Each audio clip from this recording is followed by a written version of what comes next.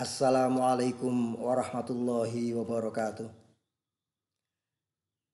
Jumpa lagi dalam sesi daring mata pelajaran Bahasa Indonesia. Kali ini kita mempelajari struktur teks pidato persuasif. Baiklah, kita mulai pelajaran kita dengan bersama-sama membaca basmalah. Bismillahirrahmanirrahim. Pidato persuasif adalah pidato yang disampaikan dengan tujuan meyakinkan atau memengaruhi audiensi agar melakukan sesuatu.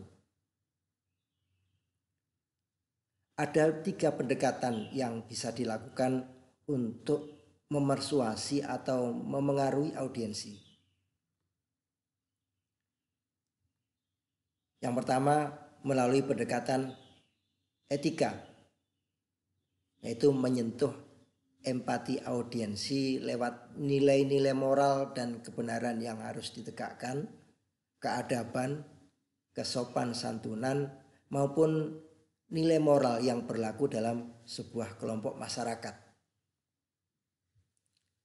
Pendekatan yang kedua adalah pendekatan emosi. Dengan menyentuh perasaan audiensi dengan cara membakar semangatnya atau justru membuat pendengar merasa terharu akan suatu kenyataan. Dan yang ketiga melalui pendekatan logika, yaitu dengan memanfaatkan logika untuk memberikan efek setuju karena argumen yang masuk akal dan dapat dibuktikan secara ilmiah. Berikut adalah contoh pernyataan persuasif. Yang pertama dengan pendekatan etika. Pada contoh pernyataan persuasif dengan pendekatan etika ini ditunjukkan perilaku-perilaku yang tidak sesuai dengan nilai-nilai keadaban atau kesopan santunan agar audiensi terpengaruh untuk berakhlakul karimah. Pada contoh pendekatan emosi, di sini audiensi dikobarkan emosinya agar bersemangat belajar. Dan pada contoh pendekatan logika ditunjukkan bukti berupa data agar audiensi dapat menerima pernyataan pembicara atas dasar kebenaran logika. Selanjutnya, struktur teks pidato persuasif ada 3 bagian. Yang pertama, pernyataan posisi.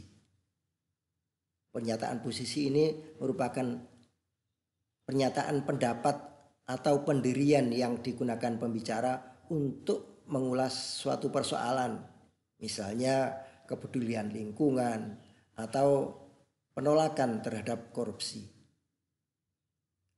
Bagian kedua, tahap argumen.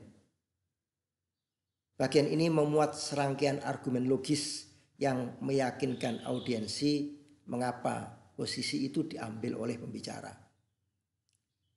Argumen yang dibuat dikembangkan secara logis dan dibuktikan dengan alasan, contoh, bukti faktual, teori atau pendapat pakar, data atau informasi statistik yang kuat, atau dalil-dalil dalam kitab suci.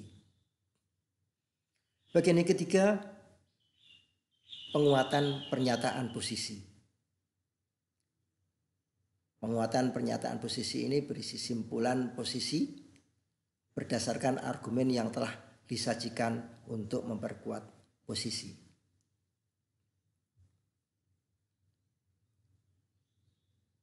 Nah, ini adalah contoh tiap bagian struktur teks pidato persuasif.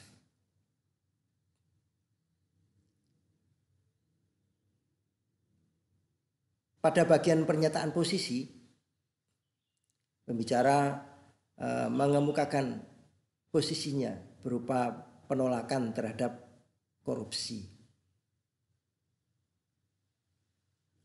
Lalu pada bagian tahap argumen dikemukakan alasan penolakan terhadap korupsi dengan menunjukkan data ICW dan data koalisi anti korupsi internasional, Transparansi Internasional, yang menunjukkan bahwa Indonesia menduduki peringkat ke 96 negara terkorup. Dan bagian penguatan pernyataan posisi berisi simpulan yang memperkuat penolakan terhadap korupsi. Nah, demikian pembahasan kita tentang struktur teks pidato persuasif kali ini. Semoga bermanfaat dan kita akhiri dengan bersama-sama membaca hamdalah. Alhamdulillahirabbil alamin. Akhirnya saya ucapkan selamat belajar. Wassalamualaikum warahmatullahi wabarakatuh.